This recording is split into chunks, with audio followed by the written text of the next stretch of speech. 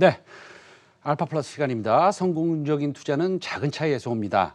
종목 속에 숨어 있는 작지만 우리가 꼭 알아야 되는 알파를 찾아보고 투자 전략까지 플러스를 찾아보는 시간입니다. 매주 수요일은 하나금융투자 삼성동 금융센터의 윤여민 팀장과 함께 하겠습니다. 안녕하십니까? 네, 안녕하십니까? 그 빅쇼 플러스 첫 출연이시죠? 네, 근데 맞습니다. 뭐 예전에는 또 이 시간에 출연하셨으니까. 네. 근데 개편 전에 그 언급하셨던 종목들을 제가 한번 봤습니다. 네. 봤더니 뭐 굉장히 좋은 흐름을 보이고 있는데 과거에 말씀하셨던 종목들 투자 관점 유지해도 되는지 한 말씀 해주시죠. 네. 예, 제가 일단 2주 전에 한 삼성 엔지니어링을 좀 말씀을 드렸던 것 같습니다. 사실 이제 어제, 오늘 조금 급등이 나왔는데요. 이제 유가 상승에 따른 어떤 이제 수혜로 좀 지목이 되면서 삼성 엔지니어링 뭐 같은 이제 뭐 현대건설까지 좀 급등이 나왔는데 제가 그 당시에 좀 말씀을 드렸던 한 목표가 한 22,000원 좀 말씀을 드렸었는데 일단 아직까지는 좀 위는 열려 있다 생각을 하고 있습니다. 이에 따라서 충분히 제가 그때 드렸던 매수가 대비해서 좀 한 10% 이상 좀 상승을 했기 때문에 일단 일부는 좀 차익 실현하시는 게 좀 맞다라고 말씀을 드려보도록 하겠고요. 뭐 수익 극대화 관점으로 분명히 홀딩도 좀 어느 정도 일부 하시면 좋지 않을까 말씀을 드려보도록 하겠습니다. 그리고 이제 지난주에 제가 이제 기아를 좀 말씀을 드렸는데요. 기아 같은 경우는 이제 뭐 반도체 쇼티지 관련돼서 2분기가 정점이고 이에 따라서 하반기부터는 좀 어떤 그런 악재보다는 오히려 좀 호재에 더 민감하게 반응할 것이다라고 말씀을 드렸고요. 뭐 실적이라든지 그다음에 이제 전기차 관련된 부분에서 말씀을 드렸기 때문에 기아 같은 경우도 충분히 좀 계속 홀딩 관점으로 말씀을 드리는 게 좋다라고 말씀드릴게요. 특히 이제 기관의 매집이 좀 상당히 계속 이루어지고 있다는 점, 최근에 뭐 연기금이 좀 많이 좀 매집을 하고 있다는 점에서 봤을 때는 충분히 이 종목 같은 경우도 업사이드가 있으니까 좀 차분하게 좀 보유하시면서 좀 끝까지 수익 극대 관점 한번 하시는 게 어떨까라고 좀 다시 한번 말씀드려보도록 하겠습니다. 네, 그 오늘 또 기아 말고 그 다음에 상당히 좋은 모습을 보였던 삼성 엔지니어링 이외에 이 업종도 사실은 그 지금 상승하는 유가와 좀 관련이 있다고 보는데 조선업종입니다. 조선업 슈퍼사이클 제가 이제 그 프로그램 초미에도 이 슈퍼사이클에 대한 약간 트라우마가 있는 것처럼 말씀드렸는데 이 조선업 슈퍼사이클 이거 우리가 믿어도 되는 겁니까?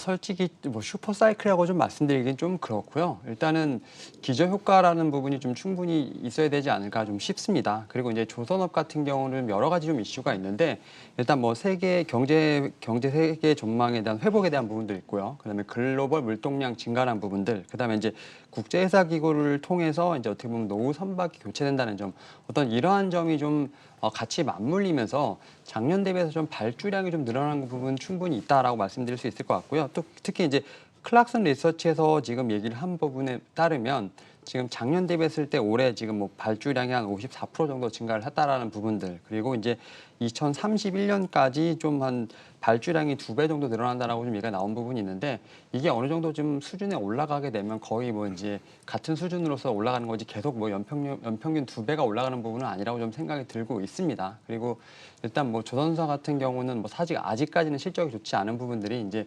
저가 수주한 뭐 작년 재작년에 어떤 그런 선박들이 지금 실적에 반영되고 있는 부분이 있기 때문에 사실 실적으로 좀 트레이딩하는 건 좀 문제가 있다고 말씀드릴 수 있을 것 같고, 최근에 이제 뭐 수주가 되는 부분들은 아마 2022년, 뭐 2023년에 좀 반영이 되지 않을까 좀 싶습니다.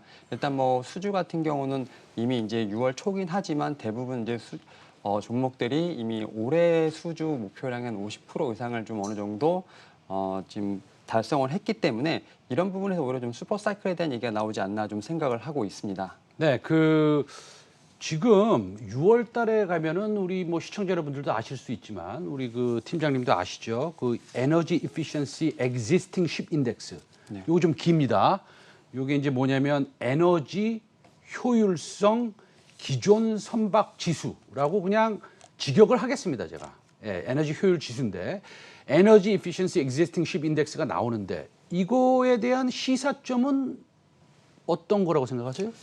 그러니까 뭐 추가 발주가 가능하지 않을까라는 어떤 그런 모멘텀 정도로 생각해봐야 되지 않을까 좀 싶은데 뭐 기존 선박을 연비에 따라서 등급을 좀 나누고요. 뭐 이제 출력 속도를 좀 제한을 받는다라고 보시면 될 것 같아요. 그렇게 되면 이제 선박의 속도가 좀 줄어들기 때문에 추가적으로 이제 선박 속도를 조절할 수 있는 어떤 상황이 필요하다라고 볼 수 있을 것 같고요. 또 이제 CO2 배출 규제가 좀 강화되면서 노후 선박에 대한 교체가 좀 이루어질 것으로 보고 있기 때문에 일단 조선 3사 입장에서 봤을 때는 좀 기술력을 갖고 있다라는 점에서 봤을 때 좀 추가적인 어떤 선박을 수주할 수 있는 모멘텀 정도로 좀 생각해보는 게 좋지 않을까라고 생각이 듭니다. 그 지금 에너지 효율성 인덱스 이런 것들이 나오면 사실은 조금 앞서가는 항만들이 있지 않습니까? 국가가 있지 않습니까? 예를 들어서 어디라고 우리가 말씀드릴까? 싱가포르. 맞습니다. 싱가포르 같은 경우에는 사실은 이런 그 효율성이 좀 떨어지는 그다음에 CO2를 많이 배출하는 다시 말해서 공해를 많이 배출하는 선박들의 금지를 시키고 이런 것들이 규제가 좀 더 강해질 텐데 그렇다고 본다면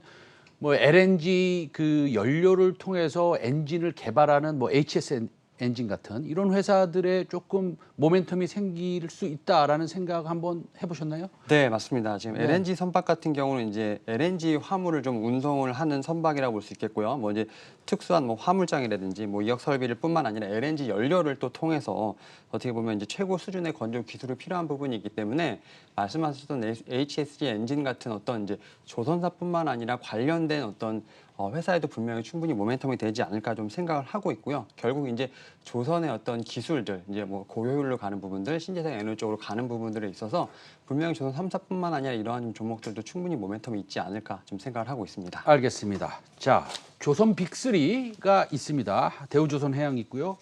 뭐 삼성중공업도 있고 한국조선해양, 뭐 현대미포조선 있습니다. 그 중에서 탑픽은 어느 회사다? 뭐 이렇게 생각하십니까? 현재 상황에서 탑픽은 저는 이제 대우조선해양이 아닐까 네. 좀 생각을 하고 있는데 일단 조선 3사는 좀 많이 올랐기 때문에 사실은 조금 쉬어가는 타이밍이 맞습니다만 일단 이 종목 같은 경우는 특이하게 좀 기관의 수급이 좀 계속 된다는 점에서 제가 일단 오늘 탑픽으로 좀 말씀을 드려보도록 하겠고요. 특히 이제 5월까지 수주가 좀 상당히 좀 부진했습니다. 경쟁사 대비 좀 부진했는데 뭐 여러 가지 좀 이유는 있습니다. 일단 좀 어떻게 보면 이제 하반기에 될수록 주력이 이제 LNG 선반에 대해서 좀 가격이 올라갈 수 있기 때문에 뭐 그런 수주를 좀 기다린다는 설도 있고요. 아니면 이제 현대중공업 그룹과의 어떤 기업 경합 때문에 좀 기다린다는 설이 있는데 일단 이러한 부분들을 떠나서 어쨌든 간에 하반기로 갈수록 그 어떤 수주에 대한 모멘텀은 충분히 가능하지 않을까 좀 생각을 하고 있고요. 특히 이제 기업 결합과 관련된 부분들이 좀 조선 3사와 좀 다른 어떤 모멘텀으로 작용할 수 있지 않을까. 이에 따라서 지금 계속해서 좀 기관의 매집이 일어나지 않나 좀 생각이 들고 있고요.